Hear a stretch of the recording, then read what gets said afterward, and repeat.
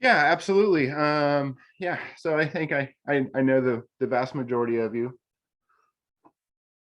But yeah, so I'm the river steward for the Rogue River here in Southwest Oregon, and the last uh, almost a little over a year.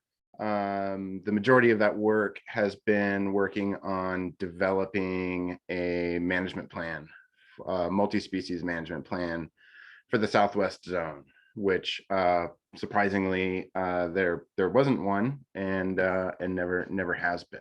So yeah, just wanted to get everybody up to speed on what's been going on with that.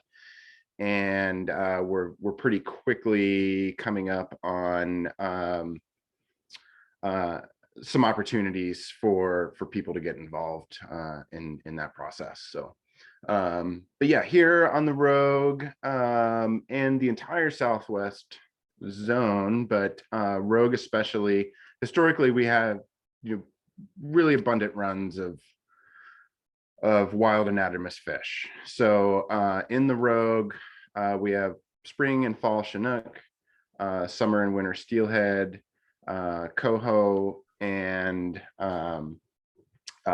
sea run cutthroat as well.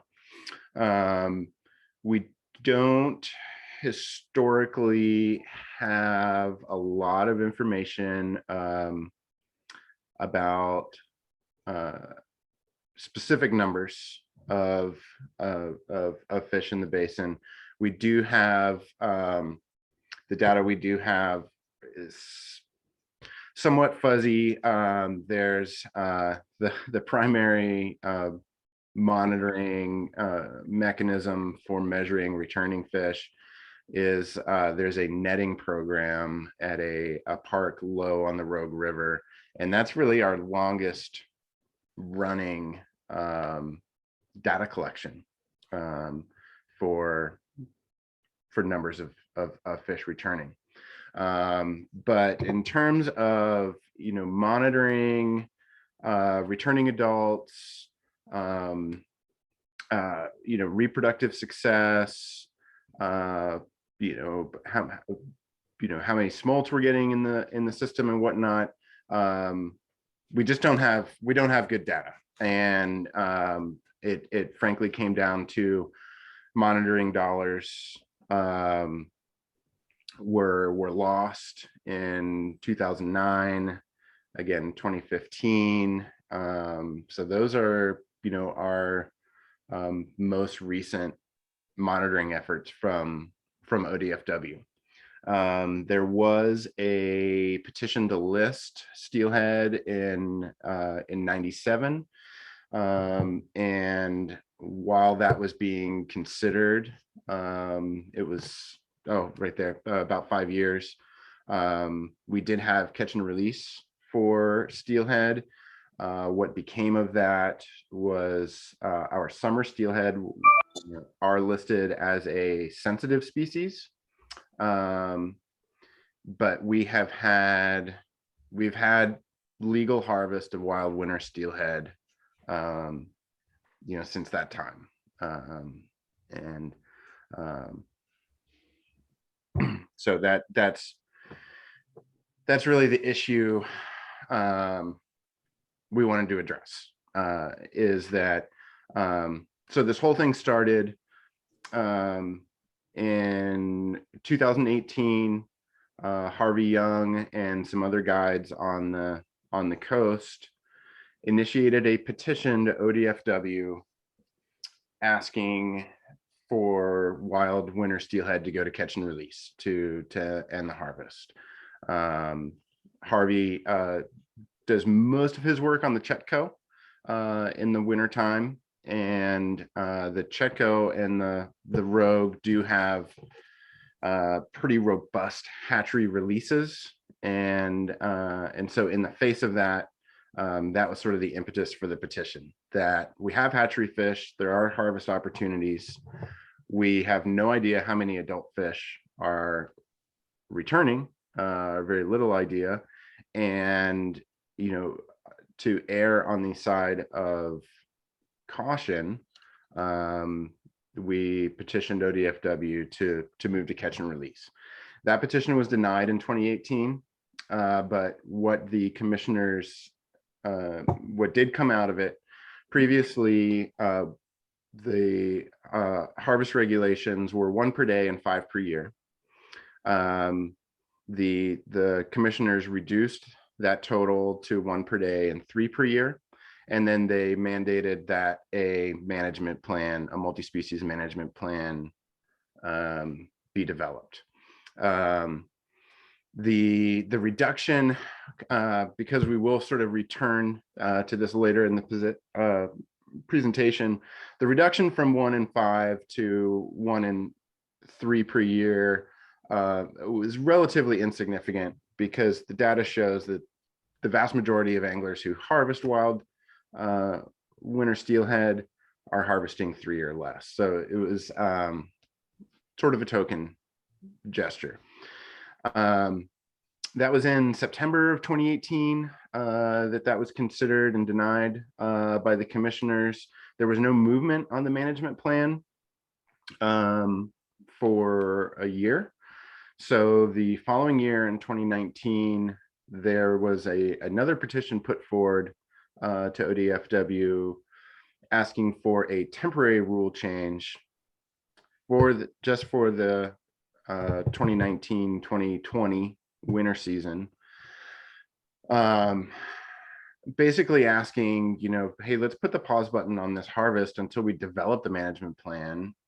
We know how we're going to manage this fishery, and we get some semblance of how many fish are returning. That petition was also denied. So throughout 2020, starting in February, we've been working on developing this multi-species management plan. And I've been one of the stakeholders. So the way those stakeholder groups were divvied up. Well, I'll just real quick, Charles, I'll share. So in 2020, when they did, or in 2018, the department did instruct, or the commissioners instructed the department develop a conservation plan based off of the native fish conservation policy. So in that plan, the commission directed the department that it shall illustrate a range of options for recovery strategies, fisheries, and responsible use of hatcheries produced with fish in the SMU.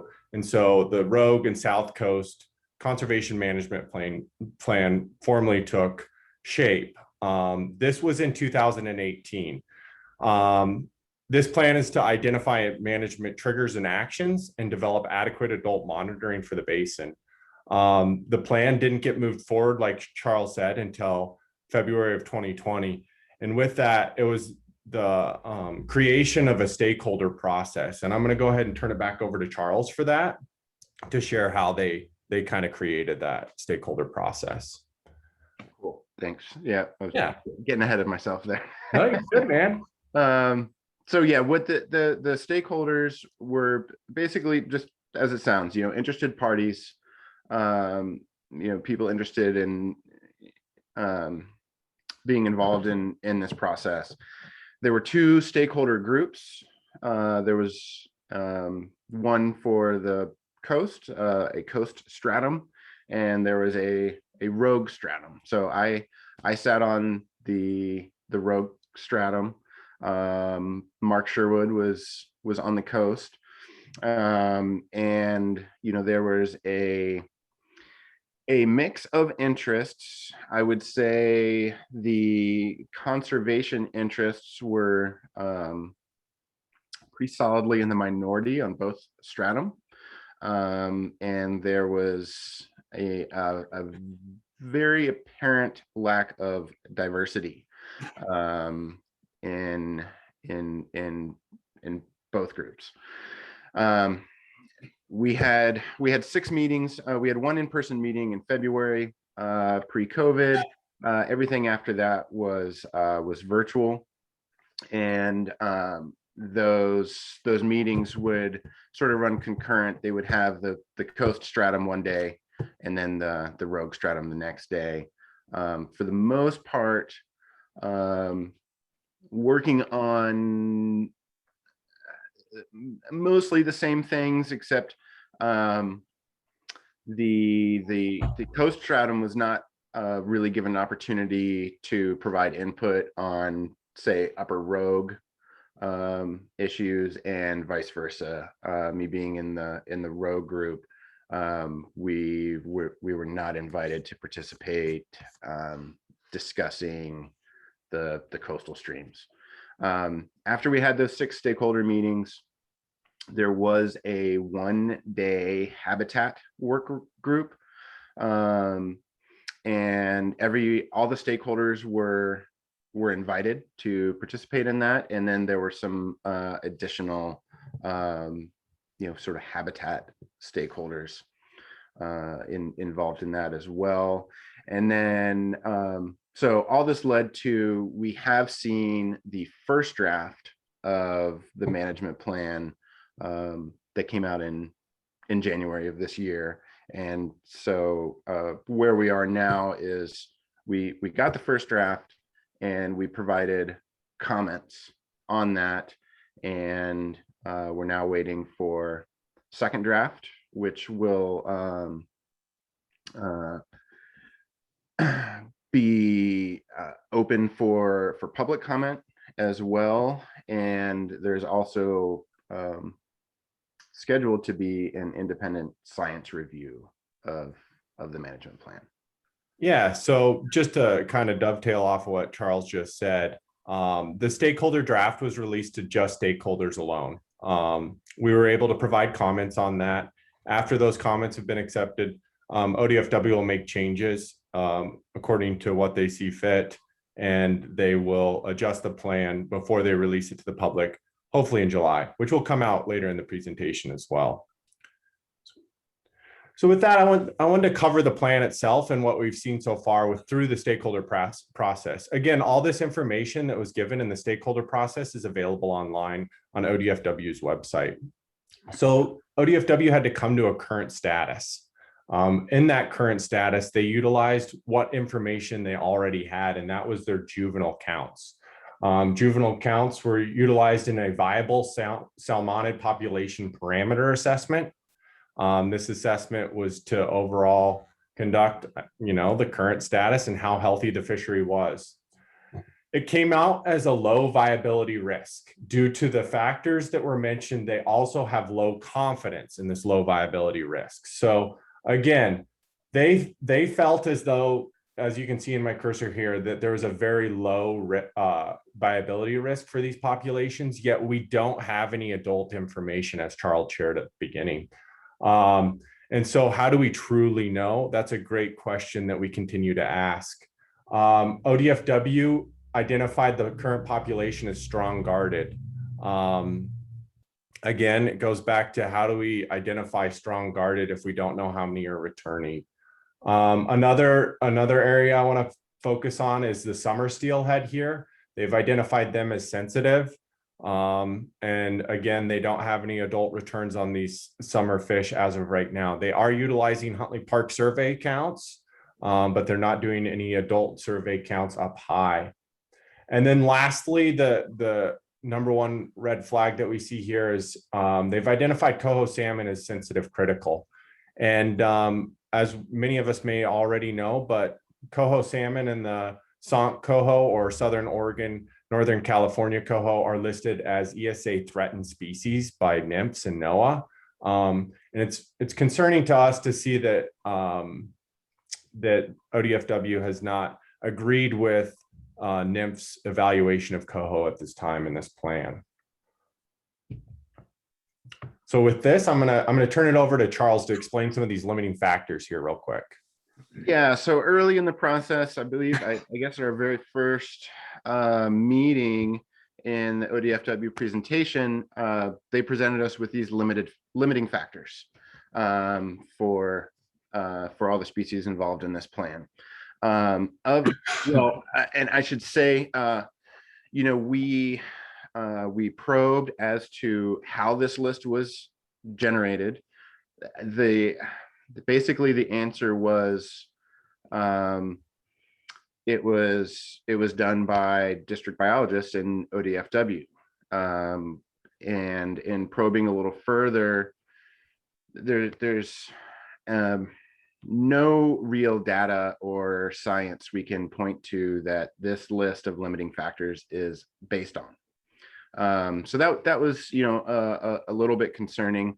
But then diving into this list, you know, there's, you know, these question marks on the top right, dealing with the middle rogue, Applegate, upper rogue, are basically, you know, just what they look like. The ODFW they don't know.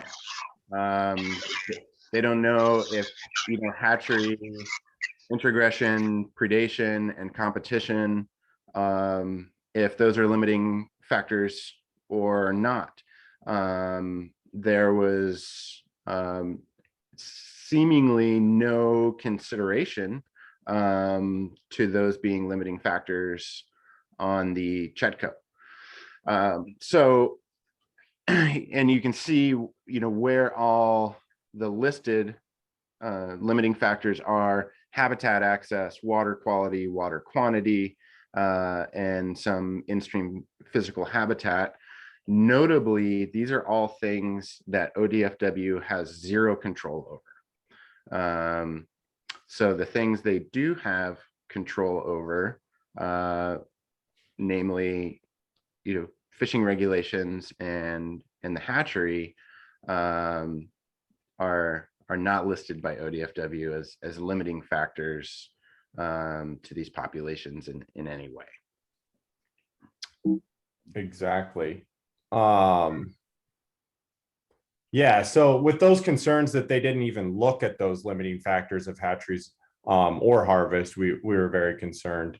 And we were curious to what consideration was even put towards those, or scientific evaluation was put towards those. With that, I was going to jump into a little bit of the conservation status and how they reached that or identified that. I wanted to define that for everyone today.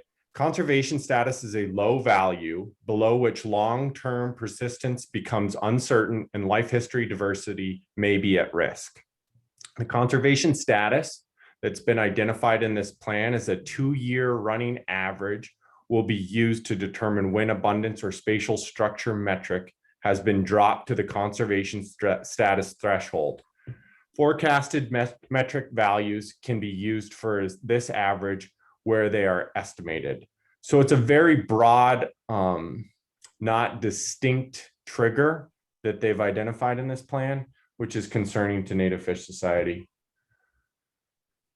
So with that, they put together this table and included it in the plan and the appendices to the plan. This isn't included in the actual plan itself, but they're utilizing the juvenile data that we currently discussed earlier in the presentation to determine South Coast status of conservation status on all our South Coast streams: the Elk, Euchre Creek, Hunter Creek, Pistol River, Chetco, Winchuck. With that, I've identified 75% as conservation status of site occupancy. This means when they're snorkeling for juveniles throughout all the small tributaries in the summer months, they're looking for site occupancy of 1 fish. And if they're seeing them in 75% of the tributaries for these rivers, then they're not concerned about conservation whatsoever or population status. The current observed status is 97% is what they've seen, and their desired status is above 90, greater than or equal to 90. We'll share it in the next presentation or next slide, but it's very concerning to see that conservation status is set at 75%, yet local biologists have shared with us that 97% is the lowest that they've ever seen the juvenile occupancy rate on the South Coast. Ultimately showing that we need to see a 25% decrease in juvenile occupancy before triggers are met, to red flags to be raised and conservation measures to be implemented. The other thing I wanted to point out is they've identified these adult surveys, both in the coastal region as well as the upper Rogue. They haven't identified when these adult surveys will actually feed the conservation status indicators and be utilized for desired or conservation status. Whether it be 5 years after we first have 5 years of good data or not, we currently don't know, and we haven't seen that from Oregon Department of Fish and Wildlife. For summer steelhead, they continue to use the Huntley Park surveys, like I said. Current or average runs have been around 7,681 fish, and their conservation status, they're going to ring the bell at 3,250 fish. Again, you can see coho down here, and they've identified coho with conservation status at 150 fish on the Elk River, which initially was concerning to us and still is concerning to us. Yeah. So with that, I'm going to turn it over to Charles to explain some of the triggers and actions that are indicated in the plan. Yeah. So the triggers that are in there are that, you know, conservation status is achieved over a 2-year running average. So it's not ideal. It takes you know, it takes 2 years, and they've got to average, you know, below for those years. So we could have a, you know, a terrible year backed up with you know, a great abundant year, and nothing, you know, would be considered in terms of action. And as you know, Kurt mentioned, you know, conservation status for juveniles is set at 75%, where 97% is the lowest they've ever seen. So it's got to take a pretty heavy duty dive before anything will be considered. So those are the triggers. What is missing from the plan is specific management actions to take when those triggers occur. The answer from ODFW is that they're taking an adaptive management strategy, and which is basically saying we'll figure out what we're going to do when it happens. And you know, we've asked and are continuing to ask that at least there's a, you know, a list of potential actions that could be taken. So that's something we're working on with the plan. As an example of this adaptive management and 2-year running average, you know, trigger on the north coast of Oregon, the Nehalem, the Nestucca, and the Nicanicum had 2 years of well below conservation status. And I believe that was 2018 and 2019. Yep. And nothing was done.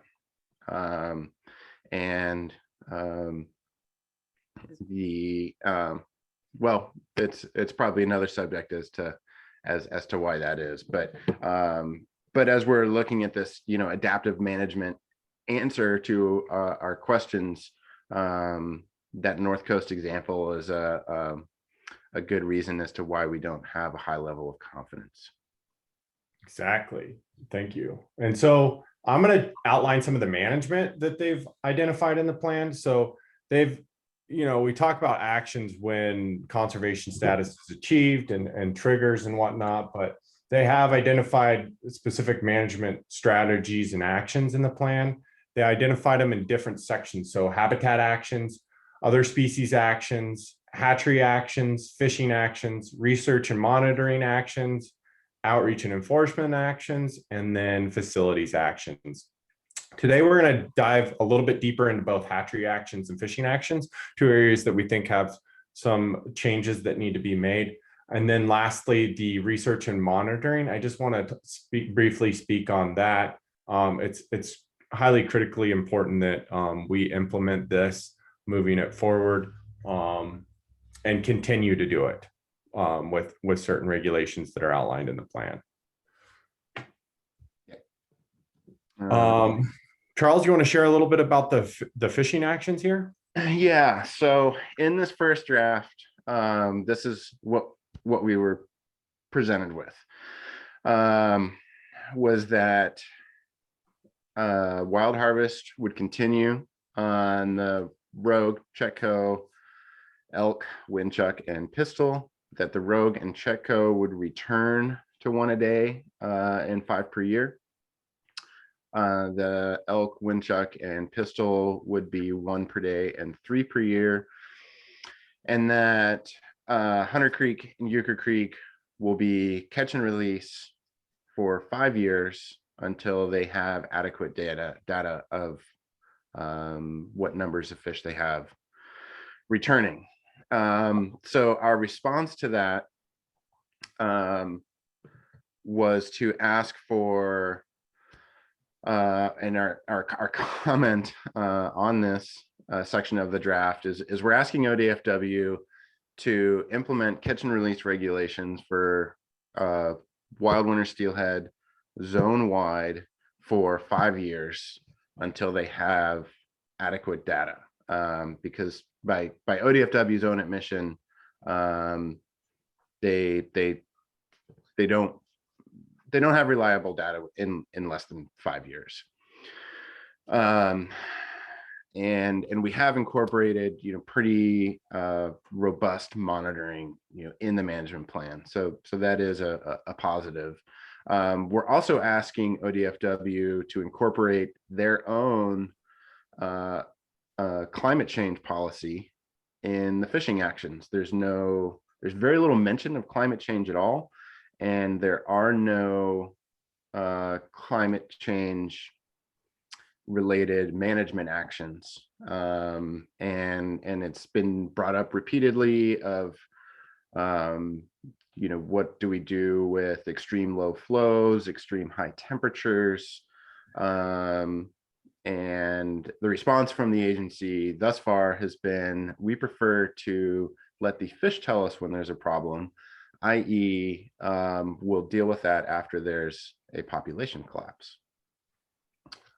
One other thing I just wanted to mention is they have identified a harvest rate of 15% for Rogue and Chetco for wild fish, and they have hatchery programs. All other harvest fisheries have a 10%. So the elk, windchuck, and pistol have a 10% harvest cap, and they have no hatchery fish released in the basin.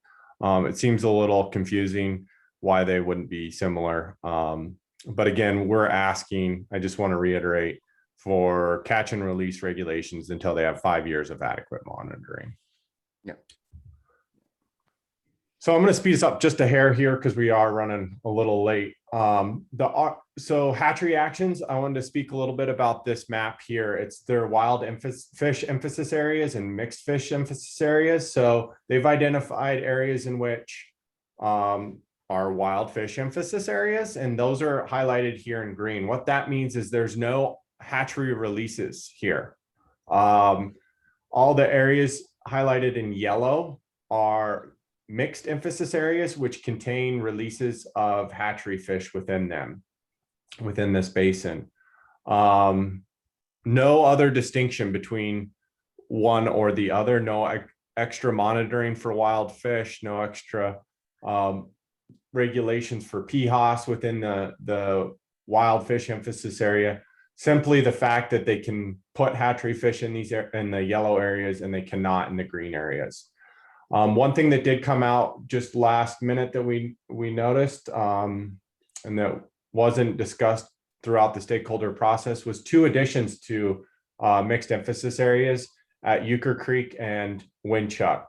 They claim these are for fall Chinook if necessary in the future, and they won't be utilizing them right now. But this was the last minute addition in the stakeholder process. We're asking for them to remove those. Do you want me to take this one, or you got this, Charles? Um, yeah. I'm Cool. pretty familiar with all this. So so what's currently in the plan is I think Kirk might have mentioned a PHOS of uh sorry, was it 15%? 10% PHOS, and it's through all Right. through both wild fish emphasis areas and mixed emphasis areas, and they're Right. not monitoring that much at all. No, no. And it's an average over the entire base, entire zone. So it's not even specific to individual watersheds. The ODFW is proposing to increase hatchery releases for winter steelhead, summer steelhead, and coho. And we've got the chart here. So Cold River's hatchery is mandated to be a mitigation hatchery. They have mitigation goals. You can see they're already exceeding mitigation goals across the board. And in some cases pretty egregiously. I mean, we're getting 760% over mitigation goal for summer steelhead. So we're already exceeding the point of the hatchery program, and the ODFW response is to increase releases. They're also proposing to increase offsite releases, and they've got a host of great sounding reasons for that. But it's not really justified. So what we're asking, and our comments were, we're asking them to actually reduce hatchery releases and reduce smolt outputs, because they're already exceeding mitigation goals. We do want PHOS monitoring. We need an actual difference between a wild fish emphasis area and a mixed fish emphasis area. There's really no difference other than where they can release hatchery fish. And once again, we're asking that they incorporate their own climate change policy into this management plan and into their hatchery management. Awesome. Another thing that's indicated in the plan is increasing coho releases in the middle rogue, which isn't identified in this this table below, but they're already 268% over mitigation goal. Yet they want to release more fish there in the middle. I'm going to cover the alternatives real quick here. So the current plan that we have been speaking about today was shared in the stakeholder process and released to stakeholders in January, was an attempt for ODFW to reach consensus for everyone. After that, they're going to take back our comments and our concerns, and we're asking that alternatives be included in the next draft of the RSP and shared with the public and commissioners and others involved decision makers. We want to allow Oregon Department of Fish and Wildlife commissioners to decide how to apply the risk in each one of these areas and how much risk to apply, especially with the unknown that we have, the low confidence on the monitoring and that sort of thing. We'd like to provide a precautionary approach to management rather than taking so much risk. And then lastly, just focusing in on both hatcheries and harvest, we hope that the commission reduces applied risk to the identified populations through these two areas. These alternatives we've shared with the department and with other folks. So we're hoping to see these be included in the next draft of the RSP. And with that, there's a couple of things on how you can help. We'd love for you guys to join us and sign up for our action alerts. There's an action alert sign up specifically for the Rogue and South Coast Management Plan. There we'll identify you when we have anything coming up, whether it be input on the public process of this plan and comments to share on how you feel about the fishing actions and hatcheries and habitat and monitoring, all that stuff. We'll be sharing and keeping you appraised to what's coming up there. The second thing you can do is share these concerns with others, both in the Southern Oregon and regionally. We need a groundswell of public support to come, similar to both petitions in 2018 and 2019. We need everyone's voice to be heard on this and share the concerns that they have with this management plan. It's outlined the future of the fisheries for the next 12 years. So we want to make sure that we have a good basis and foundation for conservation management. And then lastly, again, join us in advocating during the public process and draft of the RSP. So yeah, and Charles, do you have anything to add to that? And we can jump into questions. No, but one of our questions did concern this. Jesse had asked, what he can do as a person out of the area. And I would say, signing up for the action alerts and then participating in the public comment period. And as a person out of the area, I think it's important to just mention, I have lived in this area. I've fished these waters. I do travel to visit and fish them, and that's why they are important to me. Yeah. Awesome. I think we had one other question. Let me see here. I have it.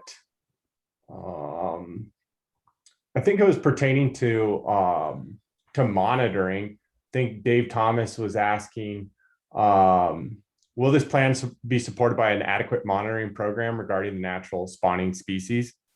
And yes, adequate. I'm sure it could be better, but it's a lot better than what they currently have. So right now, I did attend a spawning survey that they're utilizing for this last Monday. We went through, they've been doing it all season on the South Coast. There's things that could develop and change a little bit to make it more robust, but they'll be working on that and hopefully incorporate that. Our goal is to hopefully see adequate data for a long time and help develop this plan. But of course, the monitoring probably could be a little bit better, but we'll take what we can get for now. Yeah. And it is the case, Dave. We have asked, we'll see if it comes to fruition, but we have asked that that monitoring is tied to the harvest fishery, so that if down the road we reach a situation where money dries up for monitoring, that they halt wild harvest, because if you don't have money to monitor and know what we've got and what's going on out there, then you don't have money to manage a harvest fishery. Can I share a quick opportunity for folks, Kirk? Yeah. For folks that are interested, right now the Oregon legislature is going through what's called their regular session, where they will be approving a budget for the state's agencies for the next 2 years. So that includes ODF and W. One of the issues with the budget that's proposed at present is actually to cut a significant number of positions in the native fish conservation part of the department. And that is the section of the department that is responsible for doing the monitoring work and overseeing recovery plans.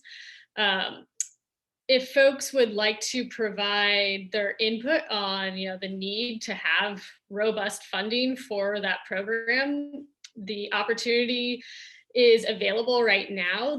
What's called the Ways and Means Committee, which is essentially the body that puts together the budget before it's voted on by the entire legislature, is doing a virtual roadshow where they are taking or hearing public testimony in each of Oregon's congressional districts.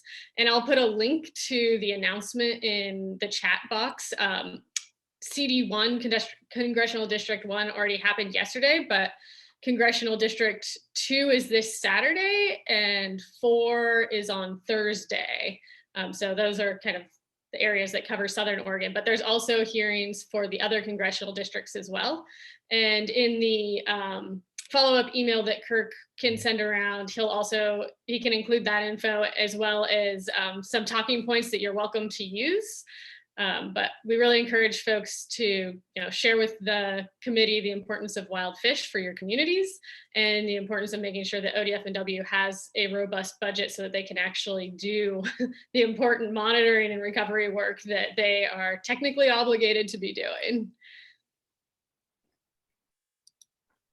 Awesome. Thank you, Jennifer. And we'll definitely open it up for everyone for questions. Go for it. I'm gonna share the action to sign up for action alerts. I'm gonna share the link in the chat box just so folks have, folks have that. I think Stan added a question to the chat, Kirk. Oh, okay. Here we go. Let me see.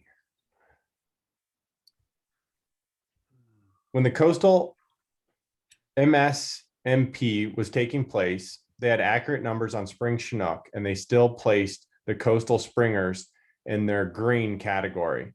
It wasn't until public pressure was applied that they changed the status to the amber status. With further public pressure, they finally put the South Umpqua springers in red category. What is the strategy to respond to huge loopholes in policy decision-making? Great question, Stan. I think we're trying to put that public pressure on them right now to get them to identify these species in their accurate current status rather than maybe strong guarded, in which they say. So I think it's always a constant struggle, and it's going to be that public pressure and that groundswell that we create to encourage the agencies to make these good policy decisions. I don't know if that answers your question fully, but. Well, just a comment, and that is that they had a series of meetings with the public throughout the county. And every one of those meetings was very strategic, and it was important to have people of place there to delineate the issues again and again and again and again. And that really seemed to help when other public ears were listening. No, that's great to know. So we'll have to keep plugging into all these public meetings on these processes. Yeah. I appreciate that, Stan. This is Mark. I just want to say thank you to everybody for attending, and for Charles and all of Charles's work, and Kirk, thank you for a great presentation. There is a forthcoming public process, and we can push on the department to host meetings in the Southwest Zone. Especially, it sounds like there's precedent for doing that during the coastal management planning process, whether it's virtual or in person. And so I do think that would present a really important, as Stan is saying, opportunity for folks to show up and just make these comments consistently and emphatically, so that we can start kind of pushing the thing in the right direction. I think the other window that we have, or strategy that we have for improving this plan, has been the negotiation around alternatives. So ODFW, instead of just saying, hey, commission, here's the final plan with all of its directives, take it or leave it, there are going to be specific areas where the department presents different alternatives. Says we could do, for example, on the wild steelhead fishery, we could do X, we could do Y, we could do Z. I think we should have 4 alternatives personally, because I think otherwise you sort of run into the issue. If you have 3, they just pick the one in the middle. But yeah, I think that opportunity will mean that the commission will have valid choices in front of them, right? We won't be arguing for the commission to do something that isn't on the table. We're going to be asking for them to pick something that is on the table that we think is a better reflection of the state policies, current situation in the region for salmon and steelhead, current conditions in the ocean, the significant drought that we have. I just think that there'll be a real opportunity, like those alternatives will be kind of the strategic opportunity for us to weigh in as a larger community and deliver a comment that and support that could be accepted by the decision makers. So I think that, that's those 2 things, kind of showing up during the next public comment process and then really, lobbying for those specific alternatives are going to be critical. So I'll leave it at that. But just, again, want to just express my huge gratitude to you all for, paying attention to this issue, staying up to date with it, sharing it with your friends. These efforts to conserve our wild native fish, we wish they would happen overnight, but they don't. They always take the consistent kind of, perseverance by people that care in order to make these things better. And so I encourage everyone to stay after it. Please do, because that's what's going to make a difference. So thanks.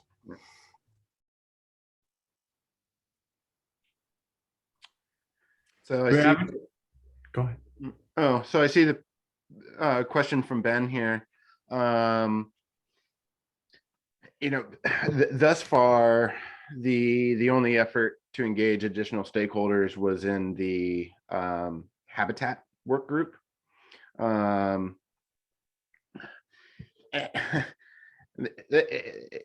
It was one day. So I wouldn't actually say a lot of people were engaged. But coming up with this public comment period, yes, we'll be trying to activate more interested parties, people who do care about the overall health of the river, to participate. Yeah. So be kind of incumbent on us, because ODFW is not going to welcome criticism from or input from as many people as possible. Yeah, and it goes back to exactly what Mark said, the alternatives, and weighing in on that. Looks like Jake has a question. Hi, everyone. Hey, Jake. Great job. I was wondering, there's certainly a lot here that I would agree with you all are problematic, and some things I learned today that I'm like recognizing from the coastal multi-species plan that Stan was talking about. And I'm just wondering if there's anything in this plan that the department has done that's really in line with Native Fish Society's vision that we could rally behind in support, in addition to the areas that are problematic. Yeah, I mean, the one area I would identify is the monitoring. That it is a win. I mean, while it's not ideal, it's much better than what we have now. The key, as I said before, we'll be trying to tie that monitoring to the harvest fishery, but the increased monitoring, I think, was a small win. Yeah, I would agree with Charles on the monitoring. Some of the habitat actions that they've identified as well, are decent. There could be definitely more work there, but the monitoring for sure. The fact that they've actually developed a plan to start it and implement it. And now it's just a question of making sure that it's being implemented and robust. So the other thing I would add to those comments, which is related to monitoring, we're trying to really assess two things: how many adult fish escape the fishery and spawn, which is the adult monitoring that is going to go in place or is in the plan to go in place. The other thing is how many fish are being harvested, and right now we don't know. It's just a kind of a wild guess based upon a small number of tags that are returned voluntarily.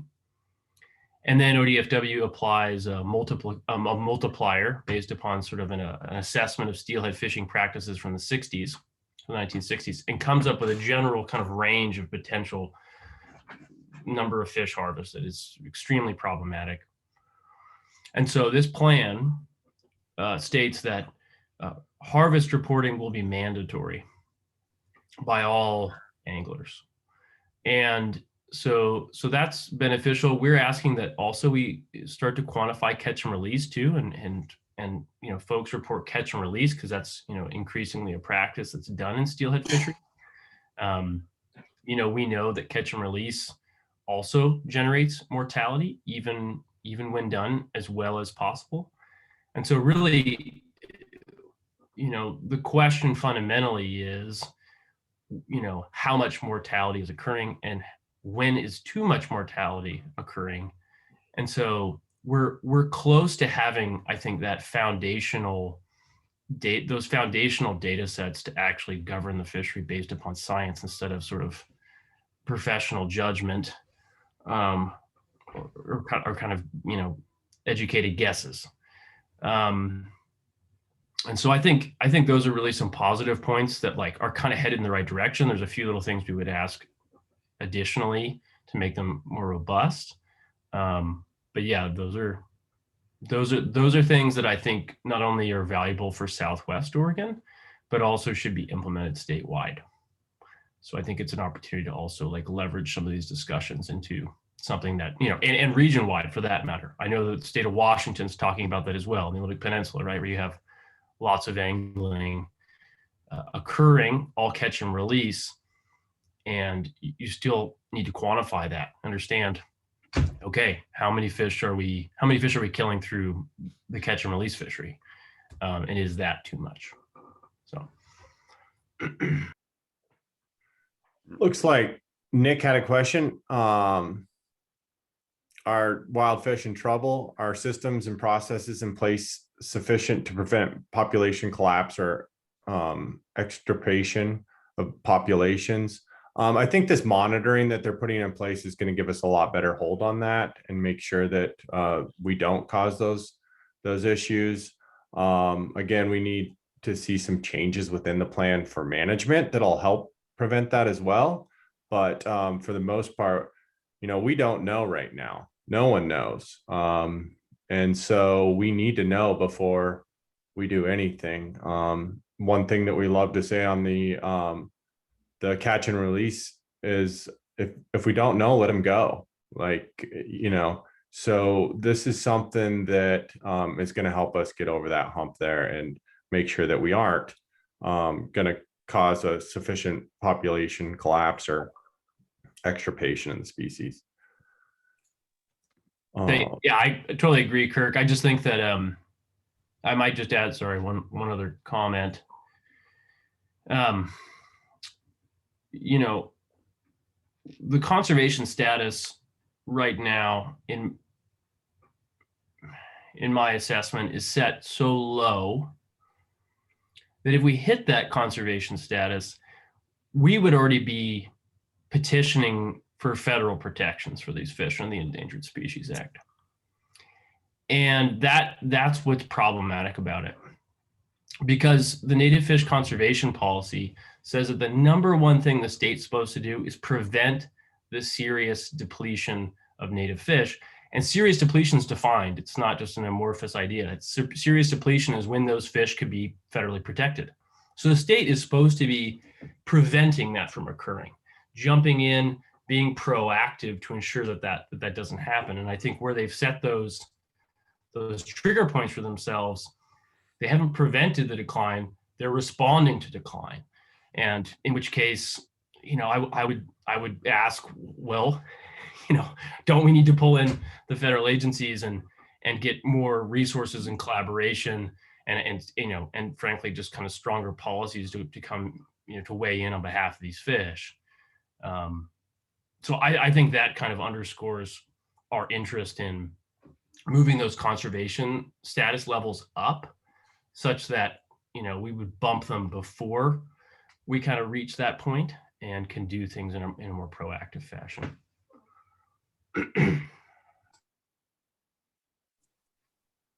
Yeah. And this is nothing new. I mean, it's throughout this whole process, it's been Native Fish Society asking, let's actually manage for the future and for sustainability, and the agency countering, well, we don't want to do anything differently until there's a problem. So we have not been successful in our arguments to let them know that they are not a disaster relief agency. They're a management agency, and it's I don't know how that culture shift can happen, frankly. I think we had one last question real quick before we wrap up, and it was from Dax, and it was similar to what Mark just kind of explained on conservation status being a new thing. Is that why they have such little data, and why they don't have any specific actions to take yet? Is this kind of going to be like an escapement plan? So one thing I would say about the conservation status is, one, yeah, it's subject to a shifting baseline, right? From what currently or historically was conservation status, maybe. They identified it as critical status in the CMP, but they're saying, like I defined in the presentation, that the conservation status is the lower limit that they can succeed successive reproduction and abundant fish in the future from.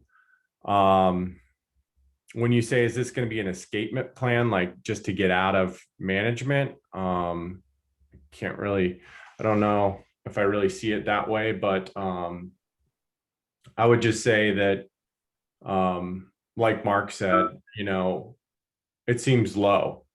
It could be higher. We're not doing enough to protect these fish right now. And why are we waiting so long to raise the red flag and do something about it? And that's what we constantly need to be asking the department. Right on. The escapement aspect was just kind of how they look at the fisheries, like on the Olympic Peninsula, like for a fishery to remain healthy, they have 2,500 fish, let's say, on the Quiute. So it was more of a gauge that they would use in the future. And yeah, I was just curious if it was a totally new thing that they're doing. So yeah, you guys answered the question. Cool. Yeah. So Dax, because there has not been a conservation plan, there have not been any of those escapement goals or Sure. anything like that for these populations. And that's why the native fish conservation policy says, for every native fish population or kind of region, you need to develop, and species, you need to develop a plan that defines conservation status, your goal status, and your current status. And so our hope is, or our expectation, I should say, rather, is that the adult data will be collected as a result of this plan, and then it will be integrated into desired status as well as conservation status. So we won't in the future only be relying on juvenile data or juvenile counts to be making those statuses. I mean, that's what we're seeking here. Ultimately, is one of the things with the adult data is to say Pistol River should be receiving X number of adults, Chetco River X number of adults, you know, and have those goals. But I mean, I think that's, you know, when we're looking at kind of Pacific Northwest fisheries or steelhead fisheries, I think that's one of the biggest concerns that we have had through this process is in Southwest Oregon, we've been the only place where every single watershed is wild steelhead harvest. And we don't even have the monitoring or the goals to know what, like where we are, like if we're under escaping these populations, if we're over harvesting these populations. I mean, people are nervous about what's going on in the Olympic Peninsula, and they should be, but it's because there's data, albeit not perfect, but there's adult data to say, look, you know, we haven't met escapement 4 years in a row, and we need to take additional measures to do so. Mark, Yeah. This is Peter. I guess the one exception I would take to your comments about lack of desired status, conservation status was the rogue Chinook plan, which those numbers are in there. Yeah. The monitoring is in there consistently. I don't know if they've, you know, the conservation status number in my mind is 3,500 fish. That's the red flag number. I hope that's still correct. I don't know, but Yeah. But actual escapement numbers to DAX are there, and monitoring has been in place since the plan was approved in 2007. Right. And so ODFW deserves credit for continuing that monitoring in that spring Chinook budget. Yep. Yeah, exactly. So to Peter's point, so for fall Chinook and spring Chinook in Southwest Oregon, there is a plan with this information. It's just for steelhead, there has not been one. And so that's really specifically what this plan is about: coho, steelhead, and cutthroat. Gotcha. Okay. Is there a reason not to set escapement goals even before the data is taken? I mean, the goals are, you know, aspirational based on what we believe is necessary, not what is actually out there. So doesn't it seem kind of backwards for them to say, oh, we need to collect the data before we set a goal for ourselves? Shouldn't the data just be telling you whether or not you're meeting the goal? I think that their assumption or their guess might be just so far off that they can't even meet that. That would be my speculation on that. There was commentary though on this subject, and it's good to bring it back around. There's like a lot of facets to this thing, so sometimes you kind of lose a thread. But ODFW said, here's the data we've got, and here's our current status. And we're going to set desired status a certain percentage above that current, and we're going to set conservation status a certain percentage below that. And so that's kind of the shifting baseline, right? They're kind of saying wherever we're at right now is sort of where we are, and the world that we want and the world that we don't want are based off of that, right? Desired and conservation. As pushing back, a lot of us asked, shouldn't we be looking at the habitat available to these fish? Yeah. And looking at what kind of, you know, productivity we would expect, or the, you know, an abundances of fish we would expect out of this habitat, and then set that as our desired status and work toward that. And that's actually the process that National Marine Fisheries Service used to set goals for coho in Southwest Oregon as part of SONC, the Southern Oregon, Northern California coho population. That's a protected species. And that's exactly what ODFW has taken exception with in this plan, in their comments on coho. They don't think that approach is realistic. And so you could kind of see this as you could see their actions. You could see ODFW's, especially their coho actions, as sort of ODFW's counterpoint to what the feds put out for coho.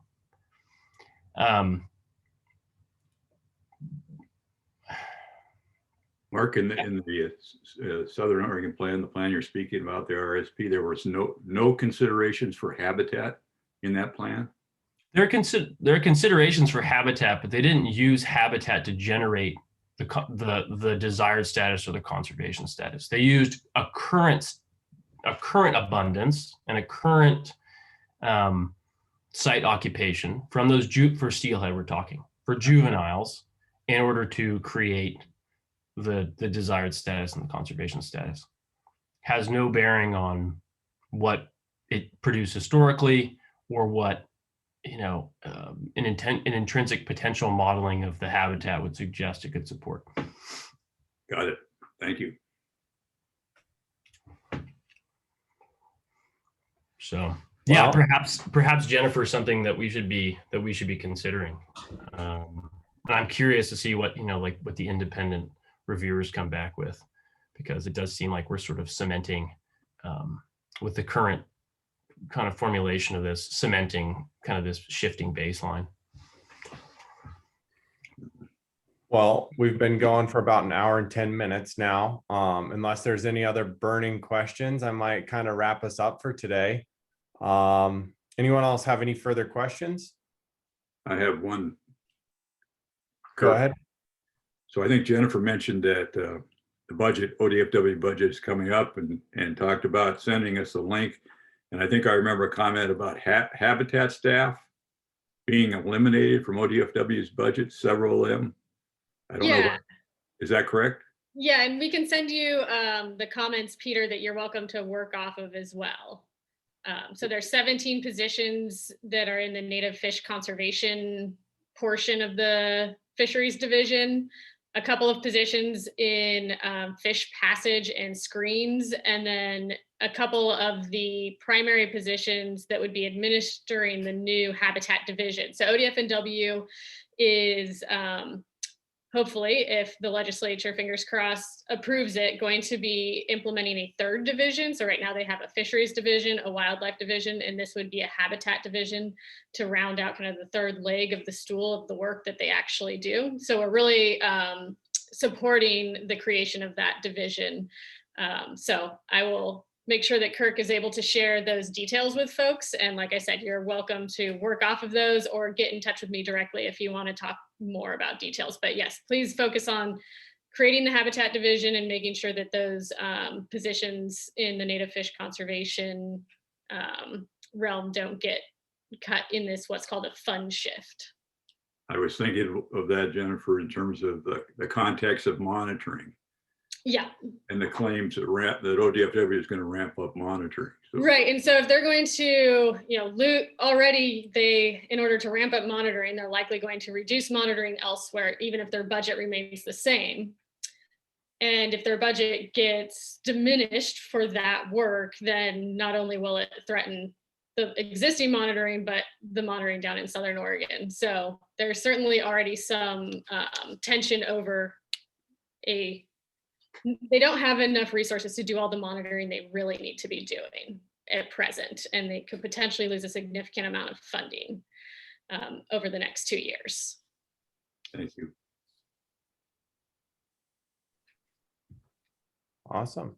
So like Jennifer said, I'll be sharing all that information with the legislative work and also information on how to engage further with the Rogue South Coast plan, and a follow-up email to everyone that attended today. Feel free to share that around and share that information with friends and other family to get engaged with the topic. And then as always, stay in touch with Native Fish Society. We'll have more lunch and learns coming up soon, as well as other things coming on that the community can engage with. So thank you, Charles, so much for all your hard work on this process.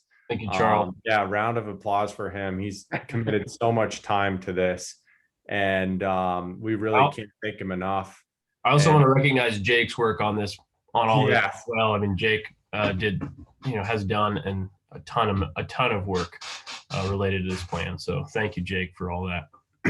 Yeah, and Kirk has really picked up that ball and run with it. So a lot of work over a lot of years, and we're not very close to to having a final product. So lots more to do.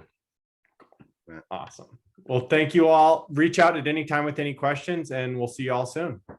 Thanks, guys. Thanks, everybody. Thanks. Great job. Thanks for the photos, Dax. My pleasure. Anytime. Yeah.